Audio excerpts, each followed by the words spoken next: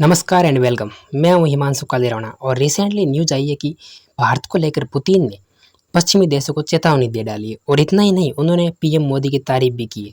तो क्या है पूरा मामला, आइए डिस्कस करते हैं। रूस के राष्ट्रपति व्लादिमीर पुतिन ने पश्चिमी देशों को चेतावनी दी है।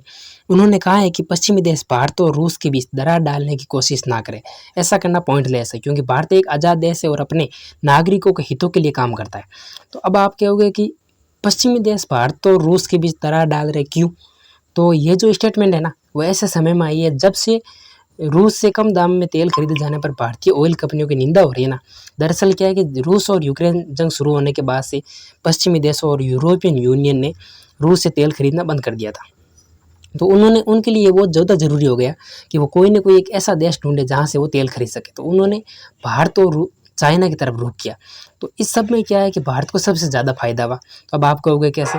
कि भारत क्या करता था कि रूस से जो क्रूड ऑयल था ना, वो खरीद लेता था और उसको रिफाइंड करके यूरोप को बेच देता था।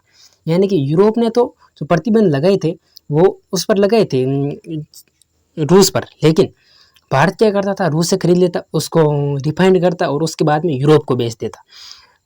तेल तो रूस से जा रहा है लेकिन वो भारत से होकर जा रहा है। तो इस सबसे बड़ा फायदा किसको मिला? भारत को मिला। एक, भारत को तेल सस्ते दामों में मिलने लगा।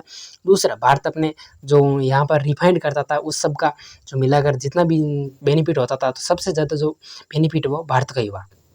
The centre of research on energy and clean air के मुताबिक अप्रैल 2022 के बाद यूरोप में और भारत के ऑयल की खरीद में बहुत ज़्यादा इजाफा हुआ है।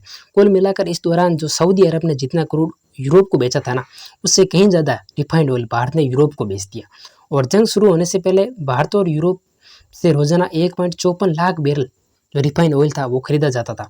लेकिन जंग जैसे ही शुरू हुई यूक्रेन और रूस के बीच में, उसके बाद में ये 2 लाख बैरल पहुंच गया और मई 2023 तक तो 3.60 लाख बैरल प्रतिदिन पहुंच गया था। और अब जो इसमें जो जितना भी मुनाफा होता था ना भारत को, वो कितना था? तो वो था प्रति बैरल $2 का जो मुनाफा होता था वो भारत को होता था। तो इससे भारत को बहुत ज़्यादा बेनिफिट मिला और इसी का फ़ायदा उठाने की वजह से जो यूरोपियन देश थे ना, वो अब भारत और जो रूस है इसके बीच में दरार पैदा करना चाहते हैं। और इसी के साथ जो पीएम मोदी की तारीफ भी करते हुए रूस के राष्ट्रपति व्लादिमीर पुतिन ने कहा है कि मोदी की लीडरशिप में भारत आगे बढ़ रहा है और भारत की आबादी 150 करोड़ है। यहाँ तक कि इकोनॉमिक ग्रोथ 7% है। देश काफ़ी ताकतवर हो रहा है। भारतीय लोग भी दुनिया के हर कोने में बेहतरीन काम कर रहे हैं। और उन्होंने कहा कि पीएम मोदी बहुत ही बुद्धिमान व्यक्ति है, हमारे उनसे बहुत अच्छे राजनीतिक रिश्ते हैं।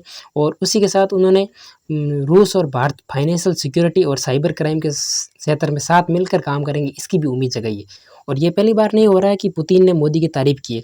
इससे पहले भी पुतिन ने भारतीय पीएम मोदी की तारीफ की है। इससे पहले पिछले महीने भी उन्होंने कहा था कि PM Modi make in India programme को बढ़ावा देने के लिए अच्छा काम कर रहे हैं। तो आज के लिए इतना ही। थैंक यू, टेक केयर, जय हिंद।